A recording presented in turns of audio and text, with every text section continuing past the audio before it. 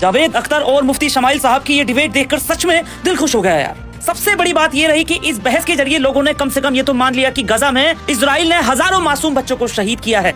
लोग गजा के दर्द की बात तो कर रहे हैं अब। और इस डिबेट की सबसे बड़ी खूबसूरती ये थी कि एक मदरसे के पढ़े लिखे मुफ्ती साहब ने जिस इल्म, तर्क और शांति के साथ अपनी बात रखी, इससे ये साबित कर दिया कि मदरसे के बच्चों का कोई तोड़ नहीं है अगर अच्छे से पढ़ाई की हो तो। ये मामला इतना सेंसिटिव था कि अगर यही बहस किसी गोदी मीडिया के हाथ लग गई होती तो शायद स्टूडियो में ही जंग छिड़ गई होती। लेकिन यहाँ ना उकसावा था ना जहर था, सिर्फ सवाल थे और उनके जवाब थे। तीसरी और सबसे दिलचस्प बात ये रही कि जैसे जैसे डिबेट आगे बढ़ती गई, जावेद अख्तर साहब के हाथ कांपने लगे, क्योंकि मुफ्ती साहब की एक एक बात इतनी सटीक और तार्किक थी कि उसे काटना आसान नहीं था। एक तरफ मुफ्ती साहब थे जो तार्किक बातें कर रहे थे, दूसरी तरफ जावेद अख्तर साहब वही अपनी इमोशन इंटेलिजेंस का सहारा लेने की कोशिश कर रहे थे। आपको पता है ये जो डिबेट थी ये सिर्फ मुस्लिम और नास्तिक की नहीं थी, बल्कि आस्तिक और नास्तिक की थी। इसीलिए हर धर्म के लोगों ने मुफ्ती साहब की सराहना की। इस पूरी बहस में ना किसी धर्म का नाम लिया गया, ना किसी धर्म ग्रंथ का। मैंने अपनी जिंदगी में ऐसी बहस बहुत कम देखी है, बहुत कम क्या, मुझे नहीं लगता कि मैंने कभी देखी होगी। जब तक होश संभाला तब तक मीडिया पूरी तरीके से करप्ट हो चुकी थी। और मैं सलाम करता हूँ लल्लन टॉप के द्विवेदी जी को, जिन्होंने दिखा दिया कि डिबेट जो है ना वो सिर्फ मुर्गा लड़ाने से नहीं होती। वेल, मुफ्ती साहब के बारे में अपनी राय जरूर देके जाना। जय हिंद।